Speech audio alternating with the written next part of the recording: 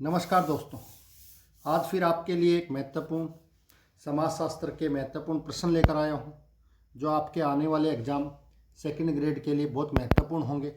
देखते हैं, चलते हैं, उन पर चर्चा करते हैं। स्टार्ट करते हैं। प्रश्न नंबर फर्स्ट, समाज की निम्नलिखित में से कौन सी विशेषताओं में मैकाइवर और पेज द्वारा दी गई परिभाषा पर आधारित नहीं है। अब आप अंदाज़ा लगाइए इसको देखकर आपको कुछ याद आ रहा है क्या। तो आप अंदाज़ा लगा सकते हैं कि इसको देखकर आपको क्या याद आएगा। अभी आपने एक एग्ज़ाम दिया था सेकंड ग्रेड का, आपको पता होना चाहिए कि उस सेकंड ग्रेड के एग्ज़ाम के अंदर एक परिभाषा पूछी गई थी और वो परिभाषा मैकाइवर और पेज की थी।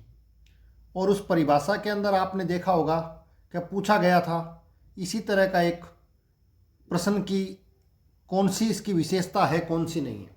तो आप समझिए वो प्रश्न डायरेक्ट या इनडायरेक्ट कहीं ना कहीं इसी क्वेश्चन से रिलेटेड था। उसमें डेफिनेशन पूछी गई और इसके अंदर आपको पता है कि उसकी विशेषता पूछ ली गई। तो ध्यान रखिए, मैकाइवर और पेज की ये परिभाषा थी जिसमें रीतियां, जिसमें कार्यप्रणाली, जिसमें अधिकार, इसके अलावा भी और कुछ याद रखेगा जिसके अंदर अधिसत्ता जैसे शब्द आपको देखने को मिले, जिसके अंदर मानव व्यवहार पर नियंत्रण, इस तरह के शब्द अगर आपको देखने को मिले तो समझ लीजिएगा ये परिभाषा, इन शब्दों का प्रयोग किसके द्वारा किया गया, मैकाइवर और पेज के द्वारा। पहली चीज़ तो ये याद रखनी है। अभी आपके 2024 में ये डेफिनेशन पूछी गई थी। तो रीतियां, कार्यप्रणाली, अधिकार सब इसमें पूछे गए हैं। इनकी परिभाषा में पारस्परिक संघर्ष का कोई इस डेफिनेशन के अंदर उपयोग नहीं किया गया। तो इसका पहला आंसर क्या होगा, पहले वाले का आंसर होगा डी। ध्यान रखिएगा, पारस्परिक संघर्ष का कोई प्रयोग नहीं किया गया। और ये परिभाषा किसकी है, मैकाइवर और पेज की। नेक्स्ट क्वेश्चन की बात करते हैं। सामाजिक संरचना की अवधारणा का प्रयोग सबसे पहले किसने किया। सामाजिक संरचना, ध्यान रखिएगा, ये भी आपके एग्जाम्स में आने की कहीं ना कहीं संभावना नजर आती है। तो सामाजिक संरचना का सबसे पहले प्रयोग करने वाले व्यक्ति का नाम था हर्बर्ट स्पेंसर। एक तो ये याद रखिएगा, हर्बर्ट स्पेंसर के द्वारा इसका प्रयोग किया गया, क्योंकि हर्बर्ट स्पेंसर के द्वारा जो समाज है उस समाज की तुलना जैविक शरीर से की गई, यानी कि सावयव से की गई। इसको याद रखिएगा, एग्जाम्स में पूछा जा सकता है। ठीक है, तो सामाजिक संरचना की अवधारणा, और ये ध्यान रखिएगा ये अवधारणा कौन सी पुस्तक में दी, तो आपको पता होगा इनकी पुस्तक थी द प्रिंसिपल ऑफ सोशियोलॉजी। ये पुस्तक में पहली बार सामाजिक संरचना का प्रयोग किया किसके द्वारा, हर्बर्ट स्पेंसर। इनडायरेक्ट रूप से पूछ लिया जाए कि कौन सी पुस्तक के अंदर सामाजिक संरचना का प्रयोग हर्बर्ट स्पेंसर के द्वारा दिया गया, और उनकी 3-4 पुस्तकें आपके सामने लिखी हों जिसके अंदर आपको पता है, एक तो मैंने आपको बता दी, इसके अलावा फर्स्ट प्रिंसिपल इनकी पुस्तक है, डिस्क्रिप्टिव सोशोलॉजी भी इनकी पुस्तक है। ऐसे ही नाम दे दे और कह दे किस पुस्तक के अंदर सामाजिक संरचना का प्रयोग किया गया, तो द प्रिंसिपल ऑफ सोशोलॉजी में प्रयोग किया गया। और किसने किया, हर्बर्ट स्पेंसर ने किया है। ठीक है, next question. The post modern conditions पुस्तक, मैंने कहा था हर एग्जाम के अंदर 1 या 2 पुस्तक आपको देखने को मिल सकती है। तो इस फैक्चुअल क्वेश्चन था। इस पुस्तक का रचयिता या लेखक माना जाता है जे हेबरमास को माना जाता है। ध्यान रखिएगा, बहुत ही महत्वपूर्ण है, कई बार एग्जाम्स में पूछ लिया गया है। ठीक है, नेक्स्ट क्वेश्चन की बात करते हैं। ऐतिहासिक भौतिकवाद की व्याख्या मार्क्स की किस पुस्तक में की गई। सबसे अच्छा क्वेश्चन, क्यों, क्योंकि मार्क्स अपने ने सब कुछ पढ़ लिया, लेकिन उसके बाद भी इस प्रश्न की प्रकृति को देखिए, बहुत अच्छा प्रश्न है। ऐतिहासिक भौतिकवाद की व्याख्या मार्क्स की कौन सी पुस्तक में की गई है, और ये चारों की चारों मार्क्स की पुस्तक है।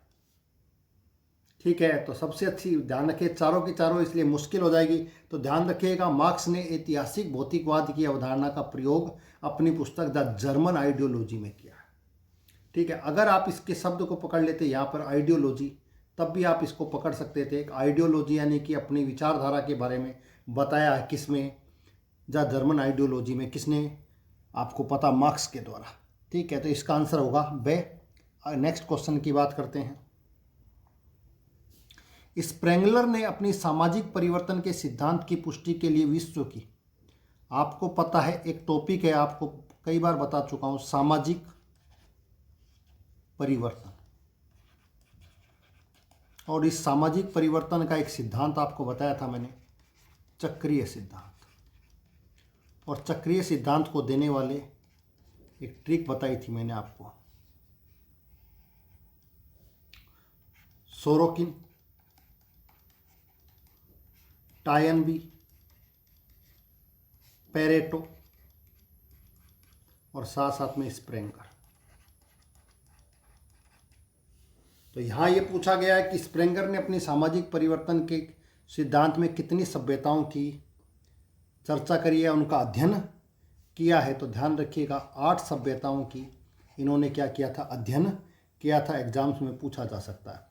एक इसका और याद रखिएगा, यहाँ पर 21 सभ्यता और दी गई है, तो ध्यान रखिएगा 21 सभ्यताओं का प्रयोग किसने किया था, टायनबी के द्वारा किया गया।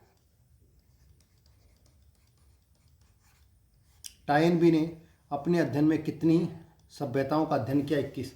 और टायनबी की पुस्तक अगर आपको याद है तो मुझे कोई बता सकता है टायनबी के द्वारा कौन सी पुस्तक लिखी गई, कई बार बता चुका हूं,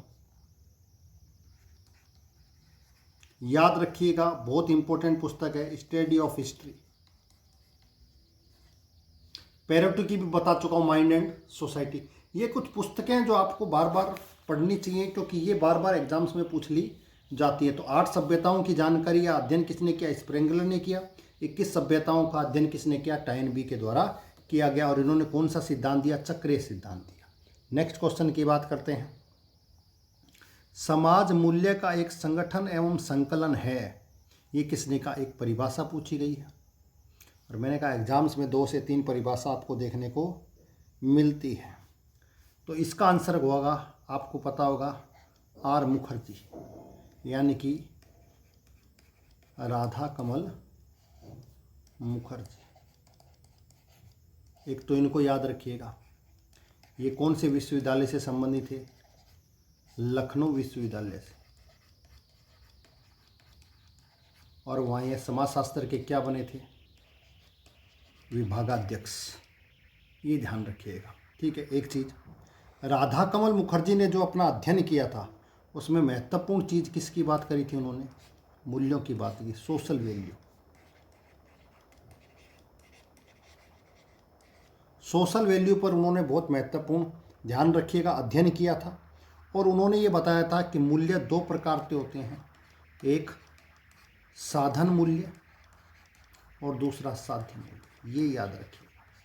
तो आपके एग्जाम्स में कभी पूछ ले कि इस प्रकार के मूल्यों का वर्गीकरण, क्लासिफिकेशन किसने किया, तो राधा कमल मुखर्जी ने किया। दूसरा, राधा कमल मुखर्जी के द्वारा अपने अध्ययन में किसको डाला गया, तो मूल्यों को डाला गया। इसीलिए समाज मूल्यों का एक संगठन और संकलन है। अगर आपको ये परिभाषा नहीं पता थी, लेकिन राधा कमल मुखर्जी का टॉपिक अगर आपको पता होता, तब भी आप ये आंसर कर सकते थे कि मूल्यों की बात कर रहा है। मूल्यों की बात किसने करी है, राधा कमल मुखर्जी के द्वारा की गई।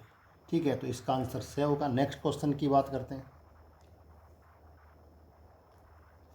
कौन सा अध्ययन क्षेत्र जीएस घूरिये से संबंधित नहीं है, यानी कि जीएस घूरिये से संबंधित है, सॉरी। तो जीएस घूरिये ने कौन सा अध्ययन किया, मालावन तालुका, हवेली तालुका, करीमपुर तालुका।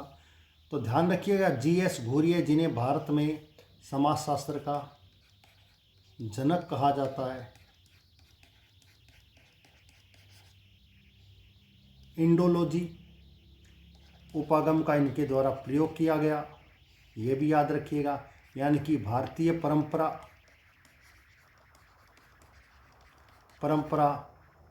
भारतीय संस्कृति के आधार पर इन्होंने समाजशास्त्र का क्या किया, अध्ययन किया। समझ में आ गया। इसीलिए इसी को क्या बोला जाता है, इंडोलॉजी कहा जाता है। भारतीय कल्चर, भारतीय सभ्यता, परंपराओं, संस्कृति के आधार पर समाजशास्त्र का अध्ययन करना इंडोलॉजी कहलाता है। तो इन्होंने कौन से उपागम का प्रयोग किया, इंडोलॉजी। और इन्होंने अपने अध्ययन क्षेत्र में किस प्रकार से अध्ययन किया, तो इन्होंने हवेली तालुका को चुना और हवेली तालुका फील्ड के आधार पर इन्होंने इसका अध्ययन प्रारंभ किया। तो ये ध्यान रखिएगा। नेक्स्ट क्वेश्चन, निम्न जाति के लड़के का उच्च जाति के लड़की से विवाह को क्या कहते हैं? तो मैंने कहा विवाह दो प्रकार के, एक प्रतिलोम विवाह और एक अनुलोम विवाह।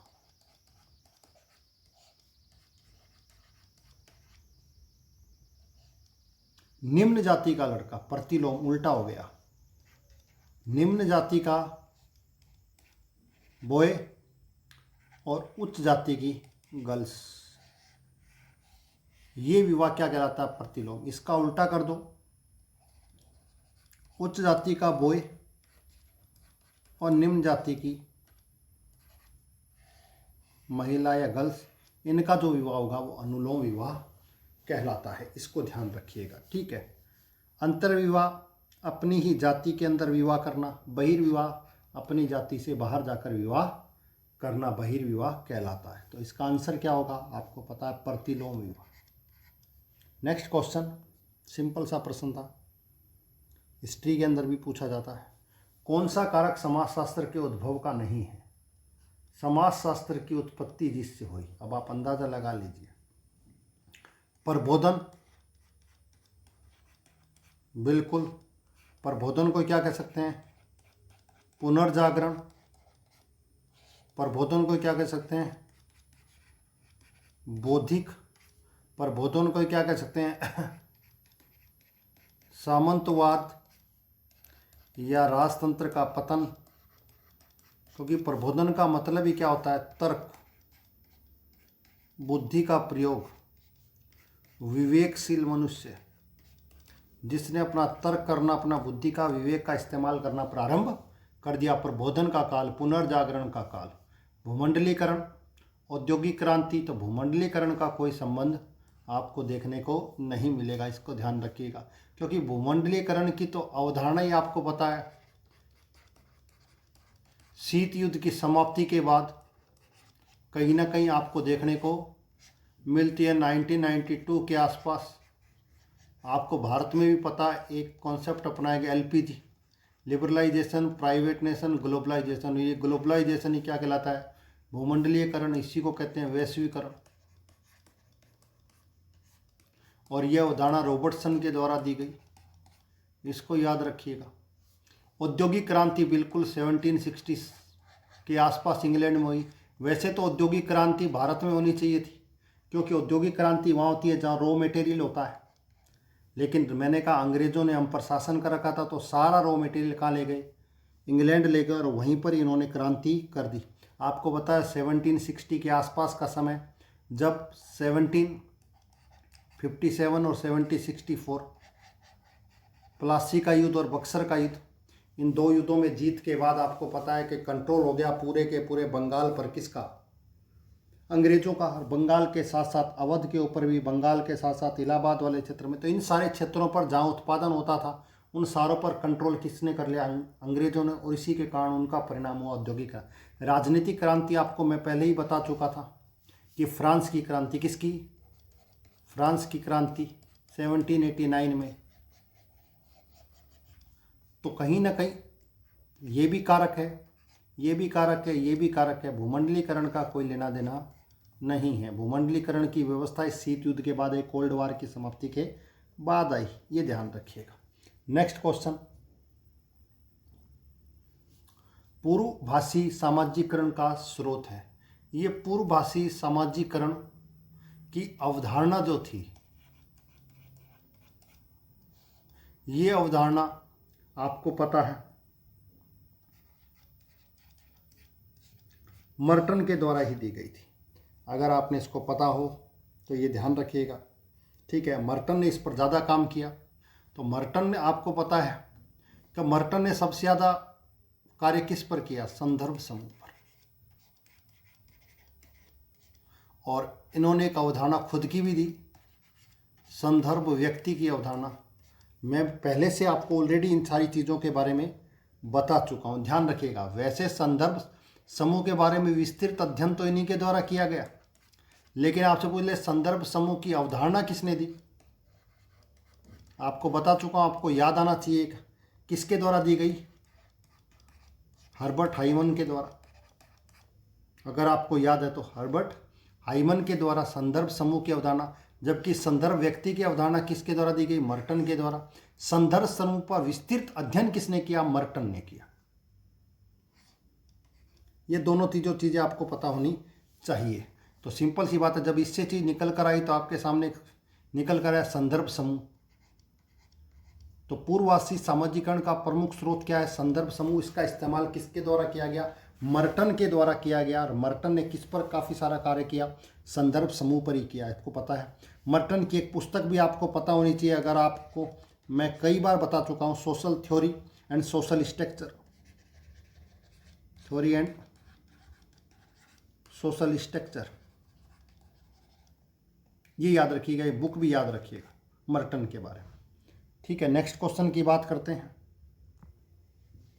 समरक्त और विवाह संबंधी परिवार का वर्गीकरण, फैमिली की बात कही गई, परिवार का वर्गीकरण, classification. E Pritchard, L Mayer, R Linton या मुर्डॉक। अब आपको पता है, अभी मैंने बात करी थी कि आर लिंटन यानी कि रॉल्फ लिंटन के द्वारा परिवार का विभाजन किया गया और उसमें कहा गया समरक्त परिवार और विवाह संबंधी। ये दो विवाह के प्रकार किसके द्वारा बताए गए, लिंटन के द्वारा बताए गए, इसको याद रखिएगा। मर्डोक का भी आपके एग्जाम्स में कई बार पूछा गया है। मर्डोक ने भी परिवार का वर्गीकरण किया, आपको पता है, ध्यान रखिएगा। एकाकी परिवार इनके द्वारा दिया गया, केंद्रीय परिवार इनके द्वारा दिया गया, नाभिकीय परिवार भी इनके द्वारा दिया गया। ये तीन परिवार आपको याद रखने हैं मर्डोक के द्वारा, एकाकी परिवार, केंद्रीय परिवार, नाभिकीय परिवार। और समरक्त और विवाह किसके द्वारा दिए गए, रॉल्फ लिंटन के द्वारा दिए गए, तो इसको याद रखिएगा। नेक्स्ट क्वेश्चन की बात करते हैं। समाज ही वास्तविक देवता है। अब इससे रिलेटेड एक डेफिनेशन मैं आपको पहले बता चुका हूं, जिसमें कहा गया था समाजशास्त्री आधुनिक समाज के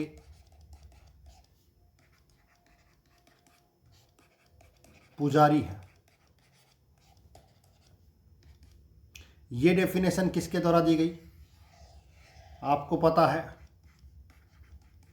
अगस्ट कोम्टे के द्वारा ये डेफिनेशन दी गई। समाजशास्त्री आधुनिक समाज के क्या हैं, पुजारी हैं, इसको ध्यान रखिएगा।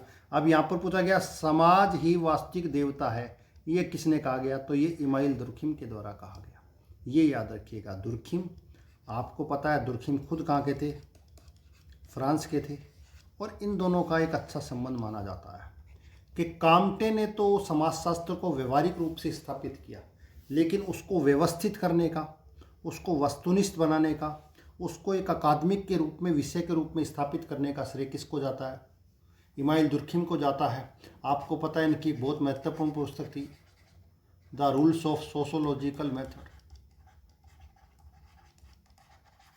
मेथड।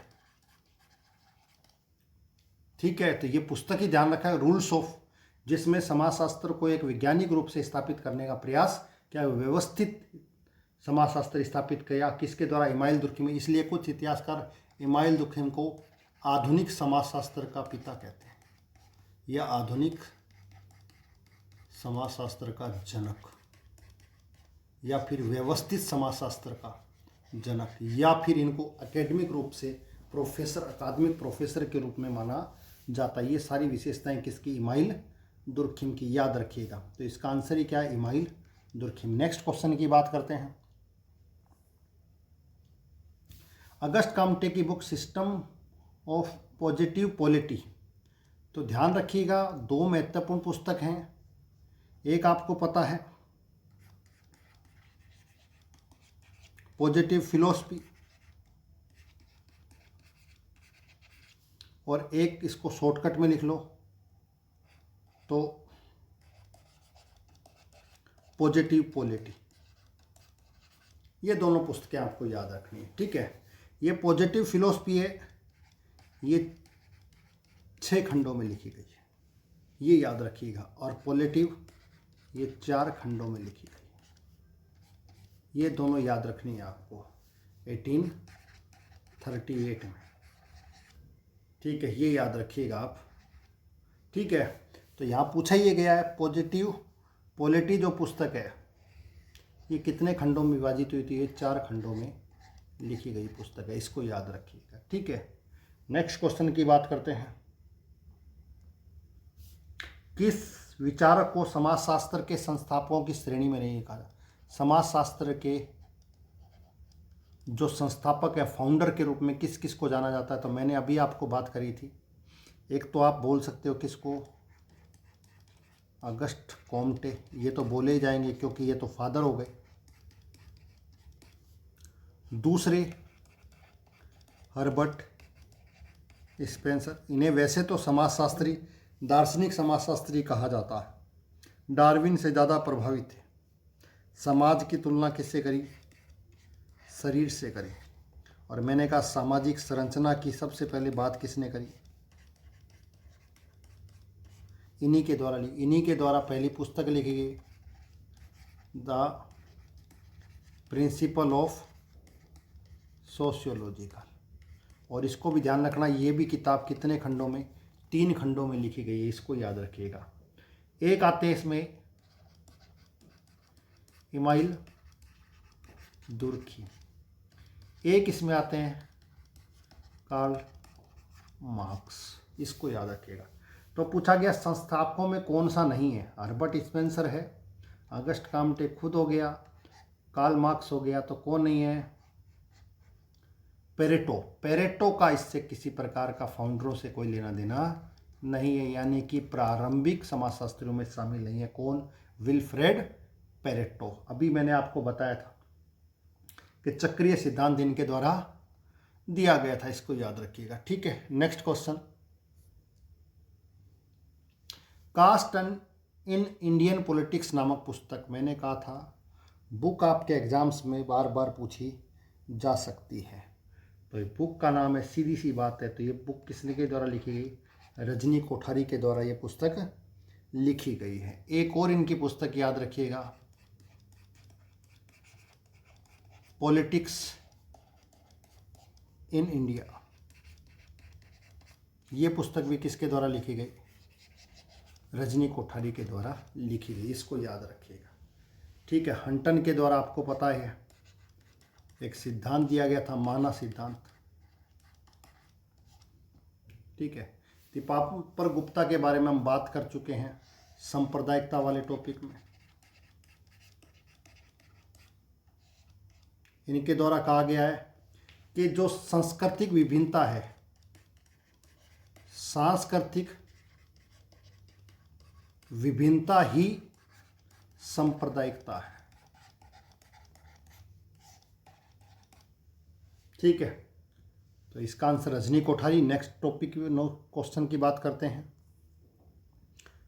डॉक्टर की परिस्थिति में केवल उसके चिकित्सा अधिकारी के प्रति भूमिका ही नहीं होती, बल्कि नर्सों, मरीज, वार्ड बॉय इत्यादि भूमिकाओं में भी शामिल कर होने की किस अवधारणा से समझा? यानी कि एक डॉक्टर जो है वो केवल डॉक्टर ना होकर के नर्सों के साथ, मरीज के साथ, वार्ड बॉय के साथ भी अनेक भूमिकाओं में कहीं ना कहीं आपको दिखाई देता है। तो जब वो एक डॉक्टर कई सारी भूमिकाओं में शामिल होता है तो सिंपल सी बात है, कई सारी जब भूमिकाएं वो निभाता है तो सिंपल सी बात है, तो वो क्या कहलाएगा? मैंने आपको बताया भी था, जब अलग अलग भूमिकाएं निभाता है तो किसे क्या कहते हैं? भूमिका पुंज,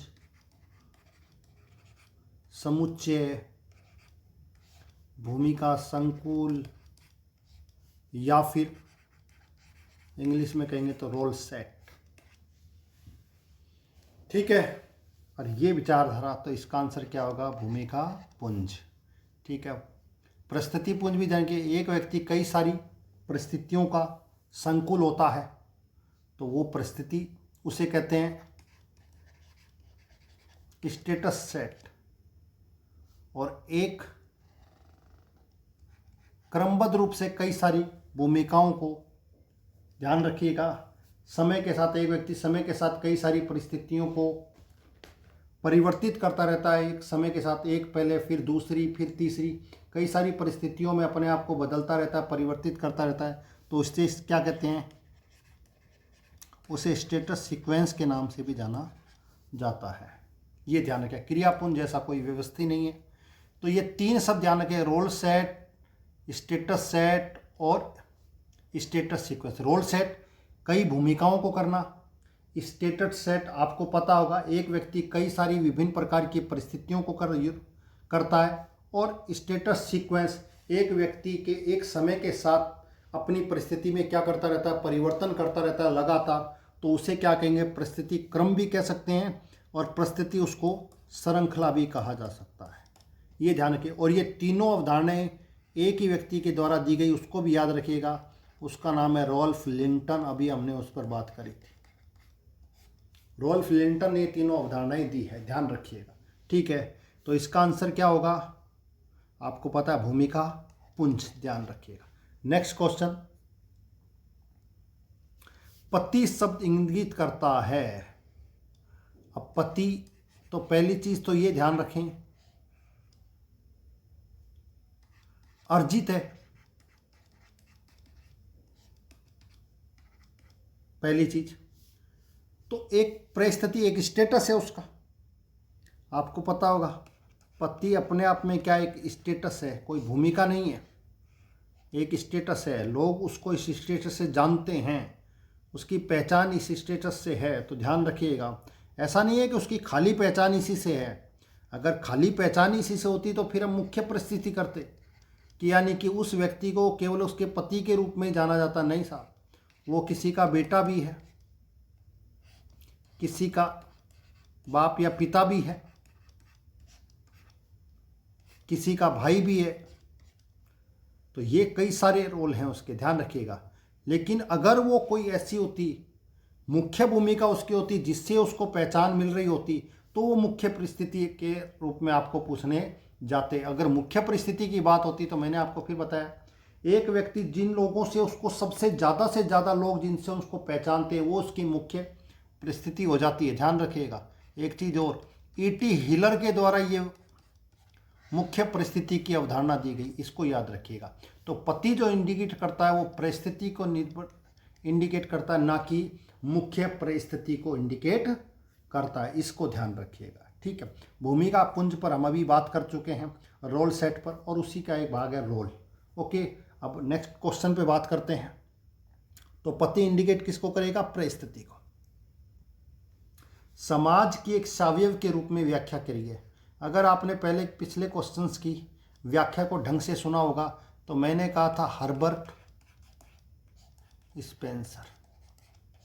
हर्बर्ट स्पेंसर किससे प्रभावित थे, डार्विन से। और डार्विन ने क्या कहा था, जो व्यक्ति अपने आप को परिस्थिति के अनुकूलन कर लेता है वही क्या रहता है, जिंदा रहता है। समझ आ गया। तो वहीं से ही उसको प्रभावित हुए हर्बर्ट स्पेंसर थे। तो उन्होंने समाज की, किसकी, समाज की तुलना किससे करी, समाज की तुलना सावयव से की।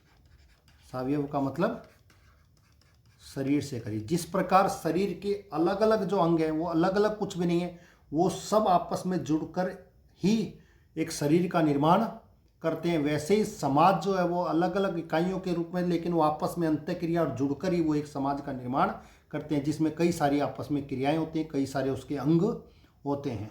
तो ये अवधारणा ये समाज के रूप में किसके द्वारा दी गई, हर्बर्ट स्पेंसर। और कौन सी पुस्तक में दी मैं आपको फिर बता चुका हूँ, द प्रिंसिपल ऑफ सोशियोलॉजी। और मैंने कहा इसी में इन्होंने एक अवधारणा और दी थी, सामाजिक संरचना की। सबसे पहले सामाजिक संरचना की बात ही किसने करी, हर्बर्ट स्पेंसर ने। और मैंने कहा ये पुस्तक कितने खंडों में, 3 खंडों में।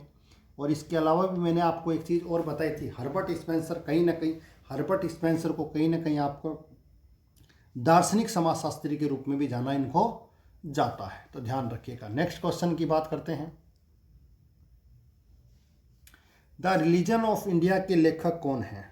अब ये पुस्तक पूछी गई है तो मैंने कहा सीधा क्वेश्चन है, आपको किताबें याद ही करनी पड़ेंगी, इसके याद करे बिना काम चलने वाला नहीं है। तो ये किताब किसके द्वारा लिखी गई, मैक्स वेबर के द्वारा लिखी गई। इसको याद रखिएगा क्योंकि पूछा जाता है बार बार मैक्स वेबर के बारे में, ठीक है ना। ये भी ध्यान रखिएगा। इनका संबंध कहीं ना कहीं जर्मनी से इनका संबंध माना जाता है, और ये भी एक सोशोलॉजिस्ट के रूप में अच्छे सोशलिस्ट जाने जाते हैं। मैक्स वेबर की आगे बात करेंगे, पहले भी बता चुका हूँ। एक मुख्य अवधारणा इनके द्वारा सोशल एक्शन की बात बताई गई, यानी कि सामाजिक क्रिया की इन्होंने बात कही थी। इसको याद रखिएगा, बहुत बार पूछा जाता है। ठीक है, नेक्स्ट क्वेश्चन। किसने कहा अंत्य क्रिया के विभिन्न स्वरूपों को ही सामाजिक प्रक्रिया कहते हैं? ये एक परिभाषा है, और मैंने कहा परिभाषा तो आपको याद ही करनी होगी, और इसका कोई और इलाज नहीं है, और कोई विकल्प आपके सामने नहीं है। कम से कम ज़्यादा नहीं तो 25 डेफिनेशन तो आपको याद करनी ही पड़ेगी। उनके कुछ कीवर्ड्स आपको याद कराऊंगा, जिससे आपके लिए आसानी से वो परिभाषाएं याद हो जाएंगी। तो इस प्रश्न का आंसर ध्यान रखिएगा, विसांज के द्वारा, कि अंत्य क्रिया विभिन्न स्वरूपों को ही सामाजिक प्रक्रिया के नाम से जाना जाता है। जबकि मैंने आपको कहा था अभी सामाजिक क्रिया की बात किसने करी थी? सोशल एक्शन की बात वेबर के द्वारा की गई है। जबकि सामाजिक अंत्य क्रिया की बात किसके द्वारा दी गई? दुर्खिम के द्वारा की गई। ये थोड़ा सा याद रखिएगा। तो ये क्लास आपका लास्ट क्वेश्चन था, हो गया। ये कुछ MCQ थे जो अलग अलग एग्जाम्स में कहीं ना कहीं पूछे गए हैं, और कुछ ऐसे भी हैं जो एग्जाम्स में नहीं भी पूछे गए। ठीक है, तो इस तरह के ये प्रश्न लाया जिससे आपका और आपकी तैयारी बहुत बेहतर तरीके से हो सके। मैं आपके लिए एक थ्योरी की क्लास ऑलरेडी ला चुका हूँ, और लगातार आपके लिए सारा का सारा सेकंड ग्रेड का सिलेबस आपका मैं कंप्लीट करवा दूंगा, MCQ भी और साथ साथ में थ्योरी के रूप में भी। प्लीज़ अगर आपको ये वीडियो अच्छी लग रही हो तो इस चैनल को सब्सक्राइब करें, इस वीडियो को लाइक और शेयर ज़रूर करें। आज की क्लास के लिए आपको बहुत बहुत धन्यवाद। Thank you very much.